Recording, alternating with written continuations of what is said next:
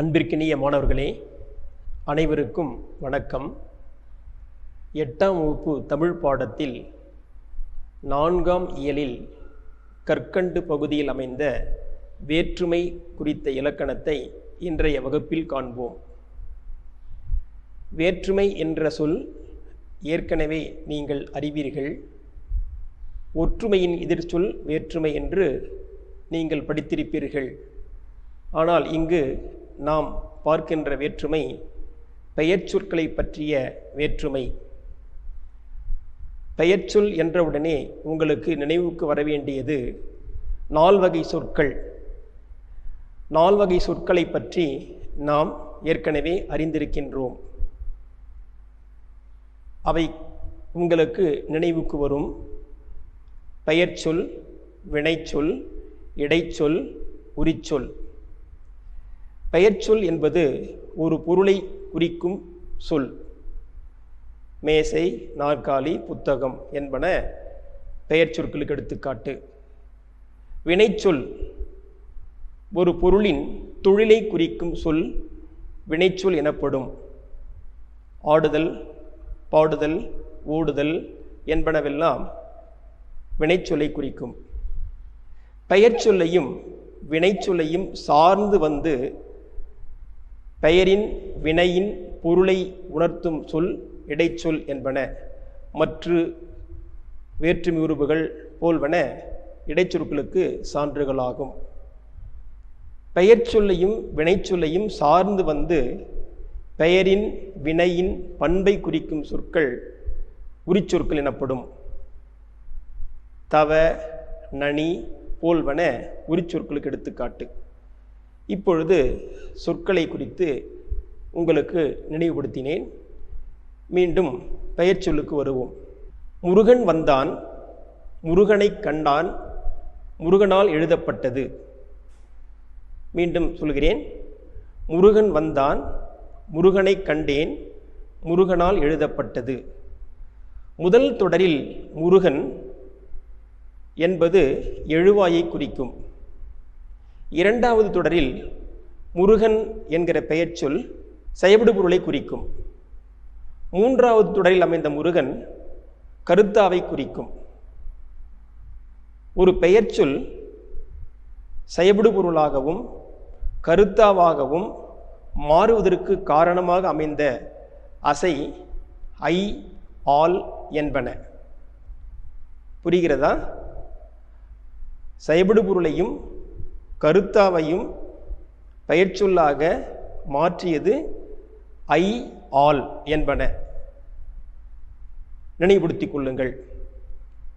ஆதலால் பெயர் வேறுபடுவது வேற்றுமை. பெயர் வேறுபடுவது வேற்றுமை. பெயர்ச்சொல்லின் பொருளை வேறுபடுத்தி காட்டும் முறைக்கு வேற்றுமை என்றும் கூறுவர். பெயர்ச்சொல்லின் பொருளை வேறுபடுத்தி காட்டும் முறைக்கு வேற்றுமை என்றும் பெயர் கூறுவர். இந்த பெயர்ச்சொல்லை வேறுபடுத்தி காட்ட பெயர்ச்சொல்லின் இணைக்கப்படும் அசைக்கு வேற்றுமை உருவு என்று பெயர். அதாவது பெயர்ச்சொல்லோடு வந்து இணைகின்ற அசை சொல்லுக்கு வேற்றுமை உருவு என்று பெயர். வேற்றுமை உருவுகளை பற்றி நாம் பின்னர் காண்போம். இந்த வேற்றுமை உருவு பதிலாக சில நேரங்களில் முழு சொல்லே கூட வேற்றுமை உருவாக வருவது உண்டு. அவ்வாறு முழு சொல் வந்தால் அதற்கு பெயர் சொல்லுருவு என்று பெயர். வேற்றுமை உருவாக ஒரு முழு சொல்லே வந்தால் அதற்கு பெயர் சொல்லுருவு என்று பெயர். ஓவியர் தூரிகையால் ஓவியம் தீட்டினார். ஓவியர் தூரிகை கொண்டு ஓவியம் தீட்டினார். இந்த இரு தொடரில் தூரிகையால் என்ற சொல்லை கவனியுங்கள். தூரிகையால் என்கிற சொல்லில் ஆல் என்கிற உருபு இணைந்துள்ளது. அந்த ஆல் என்பது வேற்றுமை உருபு. தூரிகை கொண்டு அங்கே வருகிற கொண்டு என்கிற சொல் சொல்லுருபு என்பதை நினைவில் கொள்ளுங்கள். இப்பொழுது வேற்றுமை பற்றி சொன்னேன். அந்த வேற்றுமைகள் எத்தனை வகைப்படும் என்றால் 8 வகைப்படும். வேற்றுமைகள் 8 வகைப்படும். முதல் வேற்றுமை, இரண்டாம் வேற்றுமை, மூன்றாம் வேற்றுமை, நான்காம் வேற்றுமை, ஐந்தாம் வேற்றுமை, ஆறாம் வேற்றுமை, ஏழாம் வேற்றுமை, எட்டாம் வேற்றுமை என்று வேற்றுமைகள் 8 வகைப்படும். ஒவ்வொன்றாக இப்பொழுது நாம் காண்போம். முதல் வேற்றுமை. முதல் வேற்றுமை என்பதற்கு உருபுகள் கிடையாது. அதே போல எட்டாம் வேற்றுமைக்கும் உருபுகள் கிடையாது. முதல் வேற்றுமைக்கு உருபு கிடையாது, எட்டாம் வேற்றுமைக்கு உருபு கிடையாது. இரண்டாம் வேற்றுமை முதல் ஏழாம் வேற்றுமை வரை உருபுகள் பெற்றுள்ளன. ஐ, ஆல், கு, இன், அது, கண் என்பன இரண்டாம் வேற்றுமை முதல் ஏழாம் வேற்றுமை வரை உருபுகளாக வரும். சரி, இப்பொழுது முதல் வேற்றுமை பார்ப்போம். முதல் வேற்றுமை உருபு இல்லை என்று சொன்னேன். இந்த முதல் வேற்றுமை பயனிலை ஏற்றல் என்கிற பொருளை உடைத்து, முதல் வேற்றுமை பயனிலை ஏற்றல் என்கிற பொருளை உடையது. முதல் வேற்றுமை எவ்வாறு இருக்கும் என்றால் எழுவாய் பயனிலை மட்டும் பெற்று வரும். முதல் வேற்றுமை எழுவாய் பயனிலை என்கிற 2 உருபுகளை மட்டுமே பெற்று வரும். இசைவாணர் பாடினார், இசைவாணர் பாடினார். இந்த எடுத்துக்காட்டில் இசைவாணர் என்பது எழுவாயை குறிக்கும், பாடினார் என்பது பயனிலையை குறிக்கும். அதே போல பாய் வந்தால் என்ற எடுத்துக்காட்டிலும் பாவை என்பது எழுவாயை குறிக்கும் பெயர், வந்தால் என்பது பயனிலையை குறிக்கும் சொல். இந்த எழுவாயானது வினையையும் பெயரையும் வினாவையும் பயனிலையாக கொண்டு முடியும். எழுவாய் முதலில் வருவது எழுவாய், அடுத்து வருவது பயனிலை. அப்படி வருகிற பொழுது எழுவாய் எவற்றையெல்லாம் பயனிலையாக கொண்டு வரும் என்றால் வினா, பெயர், வினை இவற்றை பயனிலையாக கொண்டு வரும். குமணன் வந்தான், இந்த சொல்லில் குமணன் வந்தான் என்ற இந்த சொல் தொடரில் குமணன் என்பது பெயர் எழுவாய், வந்தான் என்பது வினை முற்று வினை. அப்பொழுது இங்கே பார்த்தீங்கன்னா வினை பயனிலையாக வந்துள்ளது. குமணன் வள்ளல், இந்த தொடரில் வள்ளல் என்பது பெயர், பெயரை பயனிலையாக கொண்டு வந்துள்ளது. குமணன் யார், இதில் வினாவை பயனிலையாக கொண்டு வந்துள்ளது. யார் என்பது வினாவை குறிக்கும் சொல், வினாச்சொல். இவ்வாறு எழுவாய் வேற்றுமை என்று சொல்லப்படும் முதல் வேற்றுமை. அடுத்து இரண்டாம் வேற்றுமை. இரண்டாம் வேற்றுமை உருபு ஐ. இரண்டாம் வேற்றுமை உருபு ஐ. இந்த இரண்டாம் வேற்றுமை செயபடு பொருளில் வரும், செயபடு பொருளில் வரும். அடுத்ததாக இரண்டாம் வேற்றுமை உருபு ஐ என்பது எந்த பெயருடன் சேருகிறதோ அந்த பெயரை செயபடு பொருளாக மாற்றும். இரண்டாம் வேற்றுமை உருபு ஐ எந்த பெயருடன் சேருகிறதோ அந்த பெயரை செயபடு பொருளாக மாற்றும். திருவள்ளுவர் திருக்குறளை இயற்றினார். திருவள்ளுவர் திருக்குறளை இயற்றினார். இதில் திருவள்ளுவர் என்பது எழுவாய், திருக்குறள் என்பது செயபடு பொருள், இயற்றினார் என்பது பயனிலை. திருக்குறள் ஐ என்கிற இரண்டாம் வேற்றுமை பெற்று செயபடு பொருளாக மாறியுள்ளதை காண்பீர்கள். இரண்டாம் வேற்றுமை பொருளாகிய செயபடு பொருள் ஆக்கல், அழித்தல், அடைதல், நீத்தல், ஒத்தல், உடைமை என்கிற பொருளில் வரும்.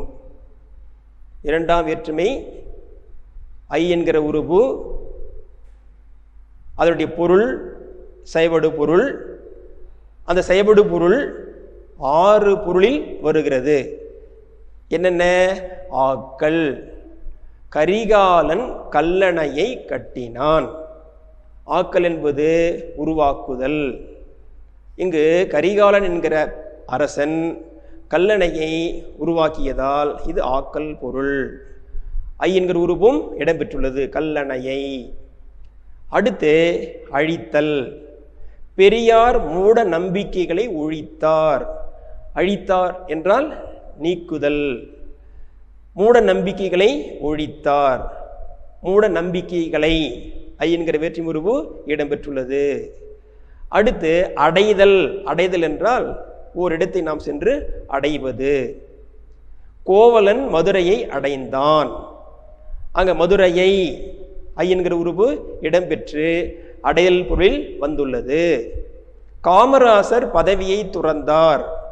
காமராசர் பதவியை துறந்தார். துறத்தல் என்கிற பொருளில் இந்த தொடர் இடம்பெற்றுள்ளது. பதவியை ஐ என்கிற உருவு இடம்பெற்றுள்ளதை காண்பீர்கள். தமிழ் நமக்கு உயிரை போன்றது. நம்முடைய உயிருக்கு இது இணையானது தமிழ் என்பதை இங்கு ஒத்தல் என்ற பொருளில் பயன்படுத்தப்பட்டுள்ளது. உடைமை, செல்வம். வள்ளுவர் பெரும்புகழை உடையவர். பெரும்புகழ் என்பதுதான் வள்ளுவருக்கு செல்வம், உடைமையாக சொல்லப்படுகிறது. அங்க புகழ் ஐ என்கிற உருவை சேர்ந்து உடைமை பொருளில் வந்துள்ளது. இவ்வாறு இரண்டாம் வேற்றுமை உருவு ஆக்கல், அழித்தல், அடைதல், நீத்தல், ஒத்தல், உடைமை என்கிற பொருளில் எல்லாம் வந்துள்ளதை கண்டோம். அடுத்து மூன்றாம் வேற்றுமை. மூன்றாம் வேற்றுமை உருவு ஆல், ஆன், ஒடு, ஓடு. ஆல், ஆன், ஒடு, ஓடு.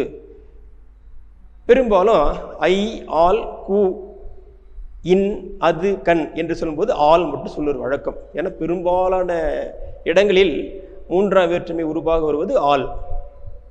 ஆன் என்பது செய்யுள் மட்டும் இடம்பெறும்.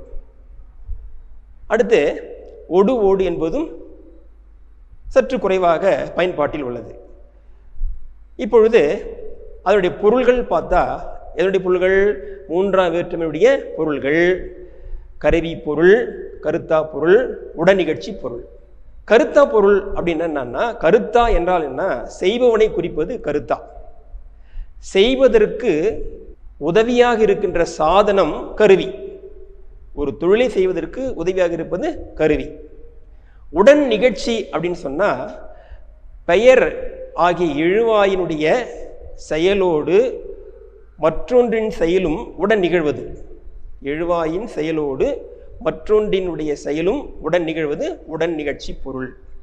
சரி, இந்த உருவுகளாகிய ஆல், ஆன், ஒடு, ஓடு என்கிற 4 உருவுகளில் ஆல் என்பது கருவி பொருளிலும் கருத்தா பொருளிலும் வரும். கருவி பொருளில் கருத்தா பொருளில் வருவது ஆல் என்கிற மூன்றாம் வேற்றுமை உருவு. ஆன் என்பது செய்யுளில் மட்டும் இடம்பெறும். ஒடு, ஓடு உடன் நிகழ்ச்சி பொருளில் வரும். இப்போ ஒவ்வொன்றாக காண்போம். ஆல் என்ன பொருள் வரும்னு சொன்ன? கருவி பொருள், கருத்தா பொருள். இப்போ முதல்ல கருவி பொருள் பார்ப்போம். இந்த கருவி பொருள் 2 வகைப்படும். முதற்கருவி, துணைக்கருவி. முதற்கருவி, துணைக்கருவி. மரத்தால் சிலை செய்தான். சிலை செய்வதற்கு மரம் முதற்கருவி. உளியால் சிலை செய்தான். சிலை செய்வதற்கு உளி என்பது துணைக்கருவி. இவ்வாறு ஆல் என்கிற உருவு கருவி பொருளில் முதற்கருவியாகவும் துணைக்கருவியாகவும் வரும். அடுத்த பொருள் கருத்தா பொருள். ஆல் என்கிற உருவு கருத்தா பொருளில் வரும் என்று முன்னேறி குறிப்பிட்டோம் அல்லவா? இந்த கருத்தா பொருள் ஏவுதல் கருத்தா, இயற்றுதல் கருத்தா என்று 2 வகைப்படும். ஏவுதல் கருத்தா, இயற்றுதல் கருத்தா. ஏவுதல் கருத்தா என்றால் பிறரை ஏவி செய்ய வைப்பது. இயற்றுதல் கருத்தா என்பது தானே செய்வது. மற்றவரை ஏவி செய்ய வைத்தால் அது ஏவுதல் கருத்தா, தானே செய்து முடித்தால் அது இயற்றுதல் கருத்தா. கரிகாலனால் கல்லணை கட்டப்பட்டது. கரிகாலனால் கல்லணை கட்டப்பட்டது. கரிகாலன் அமைச்சர் பெருமக்களை ஏவி கல்லணையை கட்டியதால் இது ஏவுதல் கருத்தா. திருவள்ளுவரால் திருக்குறள் இயற்றப்பட்டது. திருவள்ளுவரே திருக்குறளை இயற்றினார், அதனால் இது இயற்றுதல் கருத்தா. இந்த ரெண்டு எடுத்துக்காட்டிலும் ஆள் உருபு இடம்பெற்றுள்ளது. அடுத்தது உடன் நிகழ்ச்சி பொருள். உடன் நிகழ்ச்சி பொருள் என்பது முன்னரே குறிப்பிட்டல்லவா, என்னது? ஒரு எழுவாயினுடைய செயலோடு மற்றொன்றினுடைய செயலும் உடன் நிகழ்வது. பாருங்க, தாயொடு குழந்தை சென்றது. இங்க ஒடு என்கிற உருபு இடம்பெற்றுள்ளது. அமைச்சரோடு அலுவலர்கள் சென்றனர். இங்க ஓடு என்கிற உருபு இடம்பெற்றுள்ளது. இவ்வாறு தாயுடு குழந்தை சென்றது என்பதில் ஒடு என்கிற உருபும், அமைச்சரோடு அலுவலர்கள் சென்றனர் என்பதில் ஓடு என்கிற உருபும் உடன் நிகழ்ச்சி பொருளில் இடம்பெற்றதை கண்டோம். அடுத்த வேற்றுமை நான்காம் வேற்றுமை. நான்காம் வேற்றுமையினுடைய உருபு கூ. நான்காம் வேற்றுமை உருபு கூ. இந்த கூ என்கிற உருபு கொடை, பகை, நட்பு, தகுதி, அதுவாதல், பொருட்டு, முறை, எல்லை என்கிற பொருள்களில் வரும். கொடை பொருளில் வரும், பகை பொருளில் வரும், நட்பு பொருளில் வரும், தகுதி பொருளில் வரும், அதுவாதல் என்கிற பொருளில் வரும் என்று குறிப்பிட்டிருக்கோம். இப்போ ஒவ்வொன்றா காண்போம். முல்லைக்கு தேர் கொடுத்தான். அந்த தேரை திருப்பி வாங்குவாரா? வாங்க மாட்டார். அது கொடுக்கப்பட்ட பொருள், மீண்டும் பெறப்படாது. அதனால் அது கொடை.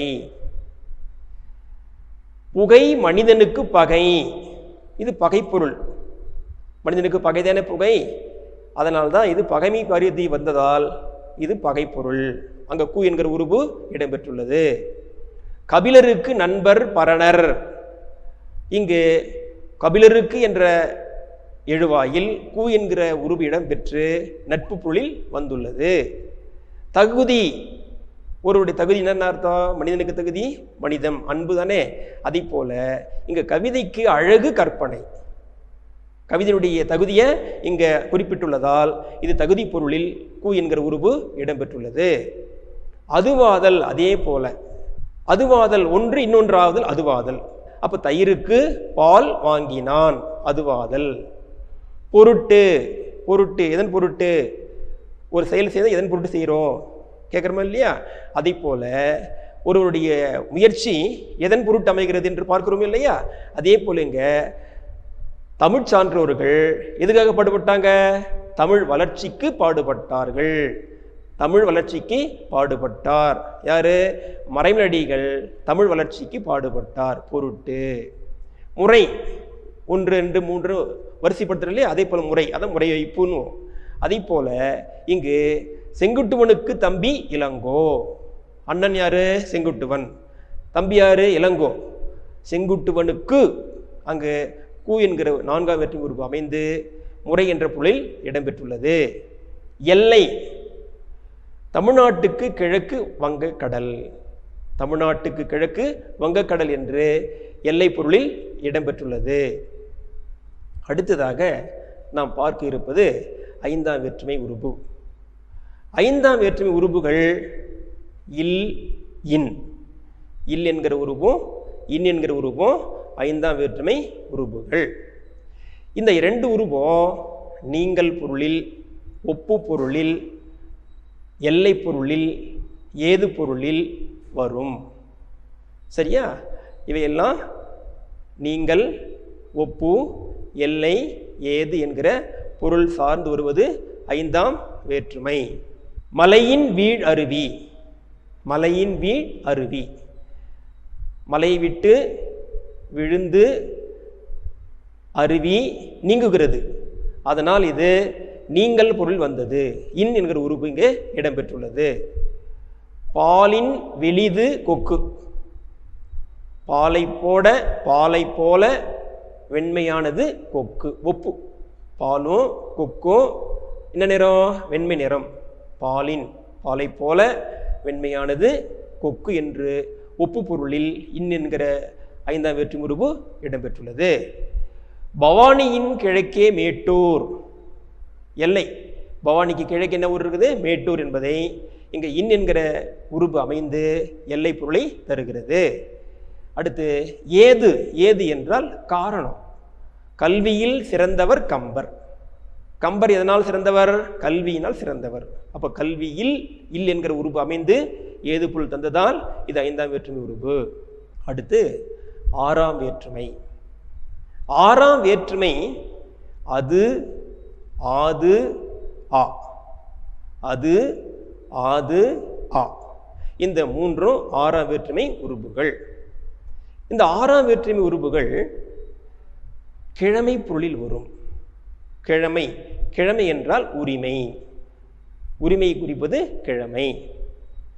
இந்த மூன்று உருபுல ஆது, ஆ என்பவை தற்காலத்தில் பயன்பாட்டில் இல்லை, இக்காலத்தில் பயன்பாட்டில் இல்லை.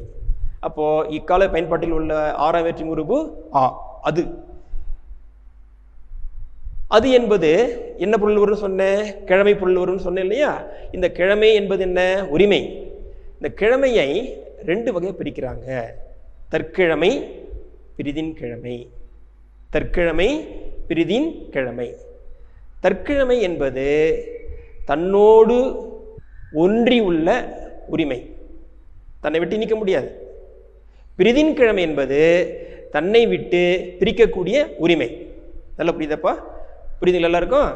தற்கிழமை என்பது தன்னோடு ஒன்றிய உரிமை. பிரிதின் கிழமை என்பது தன்னை விட்டு பிரிக்கக்கூடிய உரிமை. இப்போ எடுத்துக்காட்டு பார்த்தா உங்களுக்கு புரியும். பயிரினது பசுமை.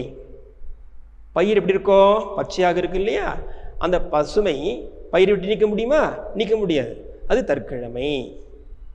வளவனது வீடு. வளவனை வீட்டை விட்டு பிரிக்க முடியுமா இல்லையா? பிரிக்கலாம். அவ்வாறு பிரிக்கக்கூடியது பிரிதின் கிழமை. இவ்வாறு அது என்கிற உருபு இடம்பெற்று கிழமை பொருளில் வந்ததை கண்டோம். அடுத்து வேற்றுமை ஏழாம் வேற்றுமை. ஏழாம் வேற்றுமை உருபு கண். இந்த கண் என்கிற ஏழாம் வேற்றுமை உருபு காலம், இடம் என்ற பொருளில் இடம்பெறும். காலம், இடம் என்னும் பொருளில் வந்து இடம்பெறும். ஊரின் கண் மழை பெய்தது. ஊரின் கண் மழை பெய்தது. இரவின் கண் மழை பெய்தது. ஊர் என்பது இடத்தை குறிக்குது, இரவு என்பது காலத்தை குறிக்குது. புரியுதா? இவ்வாறு இடம் சார்ந்தும் காலம் சார்ந்தும் கண் என்கிற ஏழாம் வேற்றுமை வந்து பொருள் தரும். கடைசியாக நாம் பார்க்க இருப்பது எட்டாம் வேற்றுமை. எட்டாம் வேற்றுமை உருபு கிடையாது. முதல் வேற்றுமைக்கு எவ்வாறு உருபு கிடையாதோ அதே போன்று எட்டாம் வேற்றுமைக்கும் உருபு கிடையாது. இந்த எட்டாம் வேற்றுமை விழிப்பொருளில் வரும். விழித்தல், விழித்தல் என்றால் அழைத்தல், கூப்பிடுதல். இந்த எட்டாம் வேற்றுமை படற்கை பெயரை முன்னிலை பெயராக மாற்றி அழைப்பது தான் விழி. படற்கை பெயரை முன்னிலை பெயராக மாற்றி அழைப்பது தான் விழி. அவ்வாறு அழைப்பதற்கு விழி வேற்றுமை என்று பொருள். அவ்வாறு அழைக்கின்ற பொழுது அந்த பெயர்களை திரியும். எவ்வாறெல்லாம் திரியும் என்பதை காண்போம். இப்போ தங்கை என்கிற படற்கை பெயர் முன்னிலையாக மாற்றும் பொழுது தங்காய், தங்காய் என்று மாறும். இங்கே திரிதல் நிகழ்ந்துள்ளது. தங்கை என்கிற பெயர் தங்காய் என திரிந்து அமைந்தது. கவிஞ்சன் என்கிற படற்கை பெயர் கவிஞ்ச என்று கடைசி எழுத்து கெட்டு அமைந்திருக்கிறது. மகள் என்கிற படற்கை பெயர் மகளே என்று அங்கு எழுத்து மிகுந்துள்ளது. தோழி என்கிற படற்கை பெயர் கூப்பிடும்போதும் முன்னிலையில் தோழி என்று தான் இயல்பாக வரும். இவ்வாறு இயல்பாக வருவதும் உண்டு. சில நேரங்களில் ஈற்று அயல் எழுத்து மாறுவது உண்டு. இப்போ மக்கள் என்ற சொல், படற்கை சொல் மக்கால் என்று அழைக்கிற பொழுது கடைசி எழுத்துக்கு முதல் எழுத்து தெரிந்திருக்கிறது. இவ்வாறு சொற்கள், படற்கை பெயர்கள் திரிந்து வருவது எட்டாம் வேற்றுமை என்று சொல்லப்படும். மாணவர்களே, இதுவரை நாம் முதல் வேற்றுமை முதல் எட்டாம் வேற்றுமை வரை ஒவ்வொன்றாக விளக்கினேன். விளக்கிய கருத்துக்களை இப்பொழுது நாம் தொகுத்து காண்போம். வேற்றுமை என்றால் என்ன என்று முதல் வினா எழுப்பி அதற்கு விடை கண்டால் வேற்றுமை குறித்து நாம் அறிவோம். பெயர் சொல்லின் பொருளை வேறுபடுத்தி காட்டும் முறைதான் வேற்றுமை. அப்போ பெயர் சொல் வேறுபடுவது வேற்றுமை. இந்த வேற்றுமை 8 வகைப்படும். 8 வகைப்படும் என்று நினைவில் கொள்ள வேண்டும். முதல் வேற்றுமை எழுவாய் பயனிலை இடம்பெறுவதால் அதற்கு எழுவாய் வேற்றுமை என்று பெயர். முதல் வேற்றுமைக்கு உருபு கிடையாது. அடுத்து இரண்டாம் வேற்றுமை உருபு ஐ. இந்த இரண்டாம் வேற்றுமை சைபடு பொருள் வேற்றுமை என்றும் சொல்லப்படும். ஏனென்றால் இரண்டாம் வேற்றுமையுடைய பொருள் சைபடு பொருள். இந்த இரண்டாம் வேற்றுமை எதெல்லாம் வரும் அப்படின்னு பார்த்தா, ஆக்கல் பொருள், அழித்தல், அடைதல், நீத்தல், ஒத்தல், உடைமை என்கிற பொருள் எல்லாம் வரும்னு பார்த்தோம். அடுத்ததாக மூன்றாம் வேற்றுமை உருபு ஆல், ஆன், ஒடு, ஓடு. இதில் ஆல் என்கிற உருபு பெரும்பாலும் பயன்படுத்தப்படுகிறது. ஆல் என்கிற உருபு கருவி, கருத்தா என்கிற பொருளில் இடம்பெறும். ஒடு, ஓடு என்கிற மூன்றாம் வேற்றுமை உறுப்புகள் உடன் நிகழ்ச்சி பொருளில் வரும். நான்காம் வேற்றுமை உறுப்பு கூ. கூ என்பது நான்காம் வேற்றுமை உறுப்பு. நான்காம் வேற்றுமை கொடைப்பொருள், பகைப்பொருள், நட்பு பொருள், தகுதி பொருள், அதுவாதல் பொருள், பொருட்டு, முறை, எல்லை என்கிற பொருள்களில் வரும். ஐந்தாம் வேற்றுமை உறுப்பு நீங்கள், ஒப்பு, எல்லை, ஏது ஆகிய பொருளில் வரும். ஆறாம் வேற்றுமை உறுப்புகள் அது, ஆது, ஆ. உரிமை பொருள் வருவது கிழமை பொருள் என்று சொல்லப்படும். கிழமை என்பது தற்கிழமை, பிரிதின் கிழமை என்று இரு வகைப்படும். ஏழாம் வேற்றுமை உறுப்பு கண். கண் என்கிற வேற்றுமை உறுப்பு இடம், காலம் குறிக்கும் பொருளில் வரும். எட்டாம் வேற்றுமை விழி வேற்றுமை. இந்த எட்டாம் வேற்றுமைக்கும் உறுப்பு கிடையாது. எட்டாம் வேற்றுமையில் படற்கை பெயர் முன்னிலை பெயராக மாறி வருவது விழி வேற்றுமை என்று நாம் கண்டோம். விடைபெறுகிறேன். நன்றி, வணக்கம்.